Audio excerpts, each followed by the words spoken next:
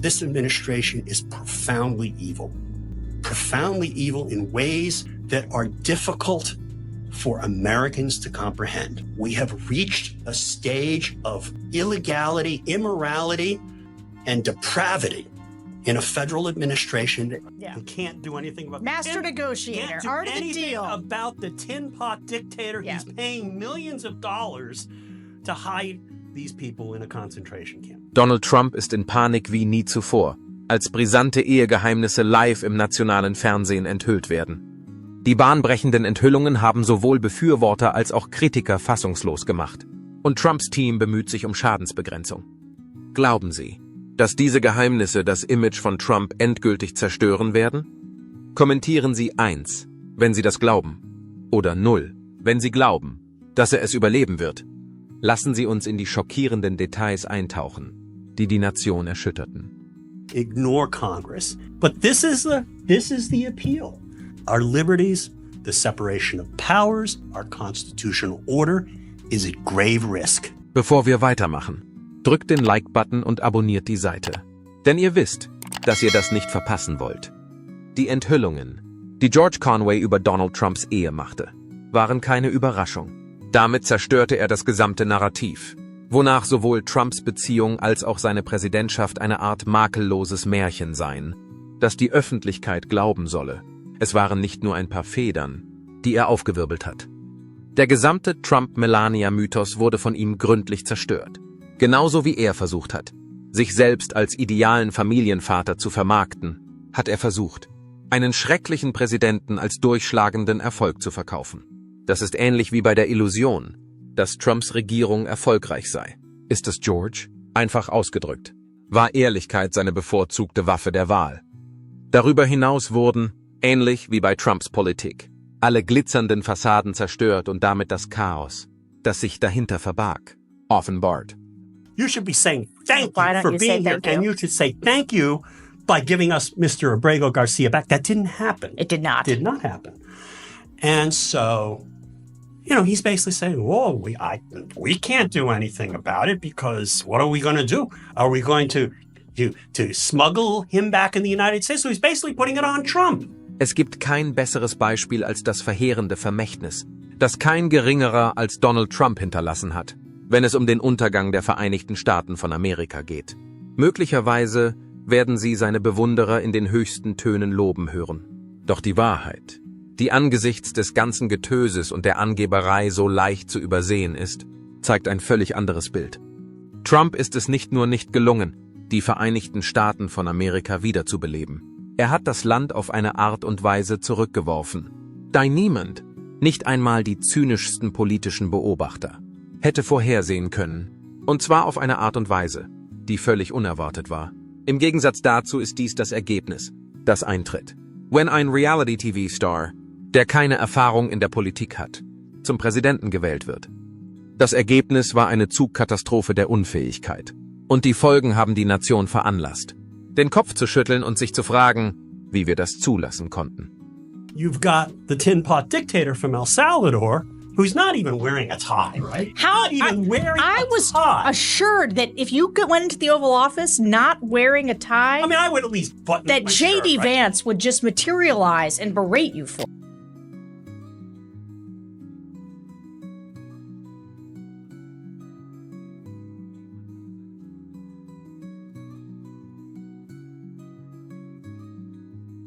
Und genau wie seine Regierung war auch Trumps Ehe mit Melania eine schlecht inszenierte Show.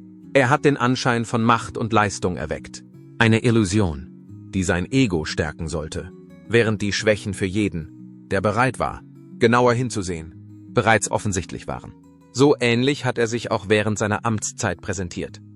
Es war eine Partnerschaft, die ein leuchtendes Beispiel für amerikanische Familienwerte sein sollte. Aber sie war nichts weiter als eine Inszenierung für die Kameras, um den Eindruck des Erfolgs aufrechtzuerhalten. Genauso wie Trumps Politik häufig auf leeren Versprechungen und mangelnder Umsetzung beruhte, spiegelte seine Ehe diese Dysfunktion wider. Wie im Falle seiner Regierung entpuppte sich alles, was in der Oberfläche positiv erschien, als völlig leer, sobald man begann, unter der Oberfläche zu kratzen. He read in every civics class in high school and every government class today in college, because this is what this constitutional crisis that is now boiling is over. And this Judge Wilkinson, this Reagan appointee, just so eloquently explains why we need to have the government, the executive branch, obey court orders. Die Regierung von Donald Trump war wie eine schreckliche Folge von The Apprentice, in der die Teilnehmer die Bürger der Vereinigten Staaten von Amerika waren. Und er war der selbsternannte Sieger, der immer wieder einzelne Personen entließ, je nachdem, wen er nicht mochte oder wer versuchte, seine Autorität anzufechten. Das war keine Führung, sondern ein Typ, der wie ein Kind einen Wutanfall bekommt, weil die Dinge nicht so laufen, wie er es will. Es ist unmöglich, zu vergessen, dass seine erste wichtige Handlung darin bestand, die Schuld für die Katastrophe, die er geerbt hatte, anderen zuzuschieben. 4 Jahre lang hat er seine Zeit damit verbracht, allen anderen die Schuld zuzuschieben, während er gleichzeitig eine Politik verfolgte, die alles nur noch schlimmer machte. Benötigen Sie Beweise? Schauen wir uns an, wie er die Wirtschaft verwaltet hat. Your ass. The problem is, this is the United States government, and nobody, we've never seen this level of ridiculous for the federal courts by a federal administration. I mean, even President Truman obeyed the order in the steel seizure case that said he couldn't, in an actual time of war, he seized a steel mill in Ohio, Youngstown, Ohio. Für die Wirtschaft, trotz all der Worte, die er als großer Geschäftsmann von sich gegeben hat, ist Trump nicht einmal in der Lage, die Wirtschaft der Vereinigten Staaten zu führen, ohne dass dies in einer Katastrophe endet. Er sagte, er würde für die Schaffung von Arbeitsplätzen, den Abbau der Schulden und die Wiederherstellung von Amerikas Größe sorgen.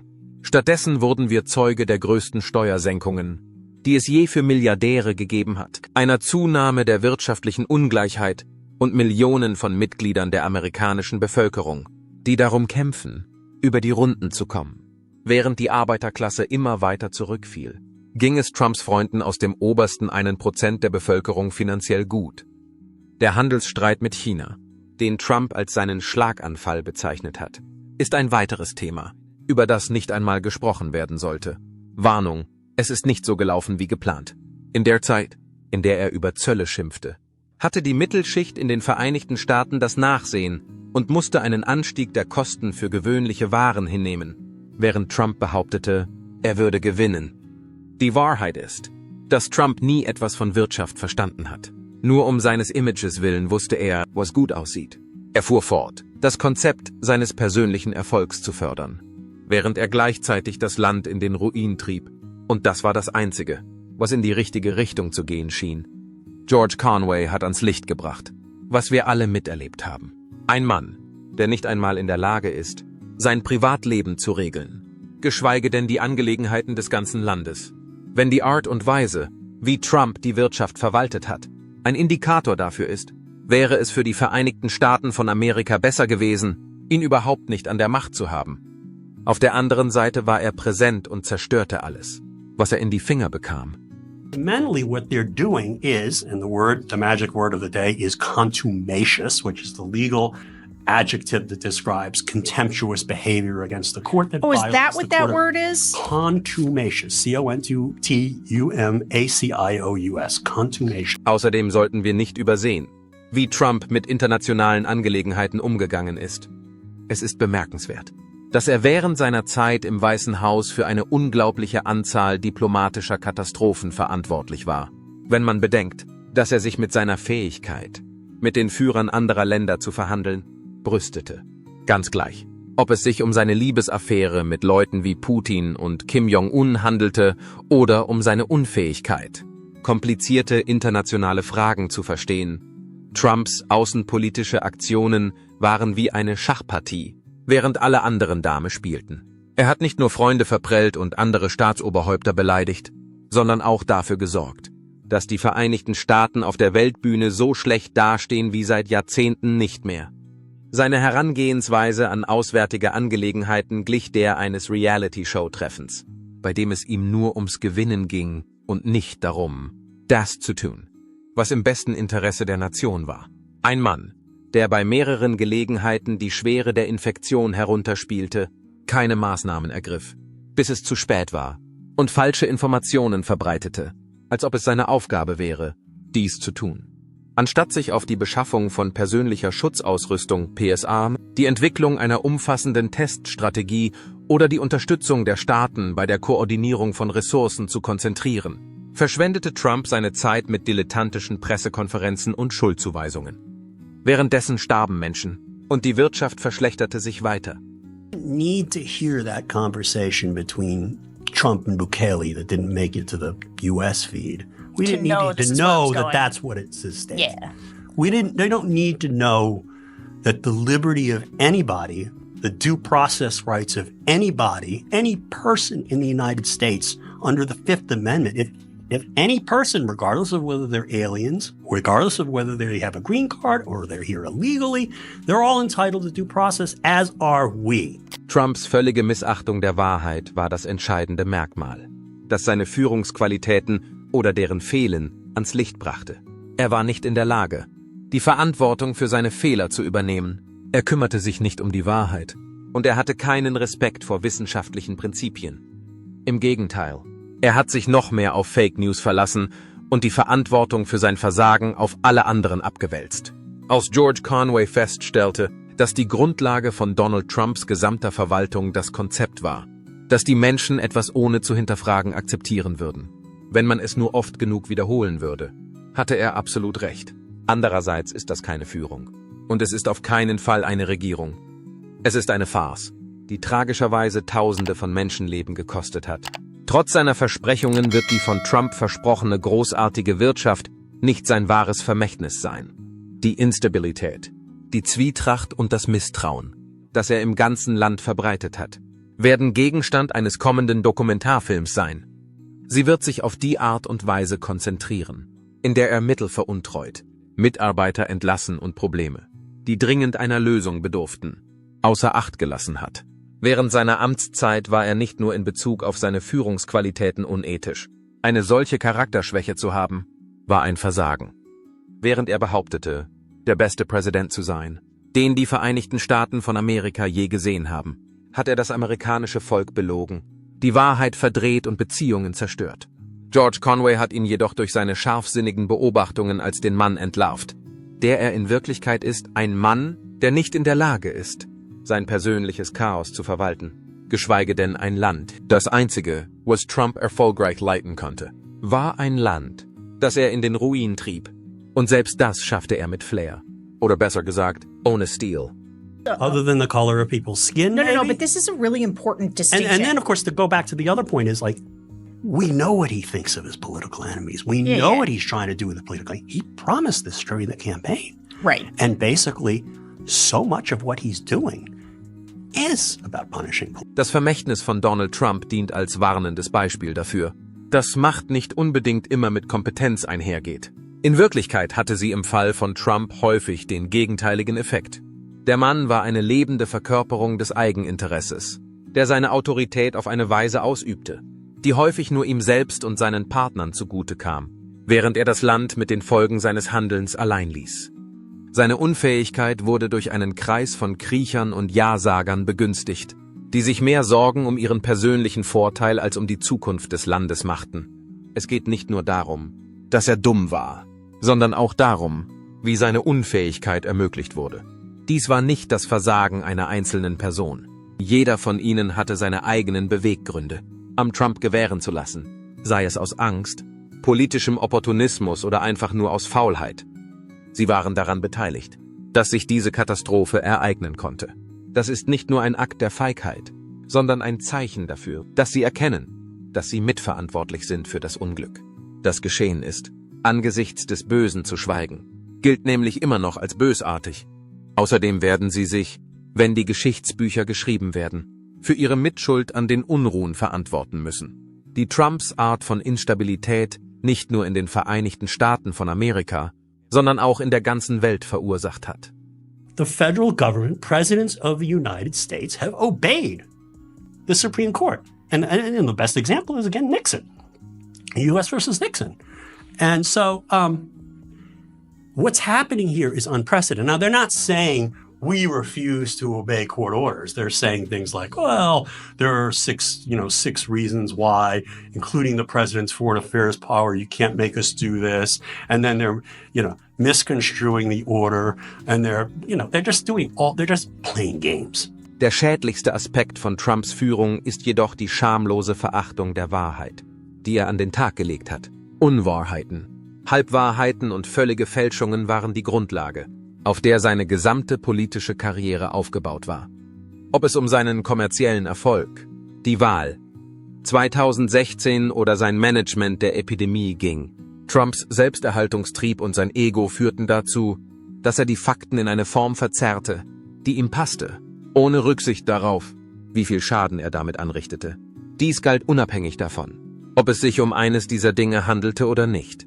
Es genügte ihm nicht, nur falsche Informationen zu verbreiten. Er militarisierte sie auch und verwandelte so die sachliche Debatte in ein Schlachtfeld der Lügen. Jedes Mal, wenn er seine Stimme erhob, bemühte er sich, die Geschichte so umzuschreiben, dass sie seinem aufgeblasenen Selbstwertgefühl entsprach.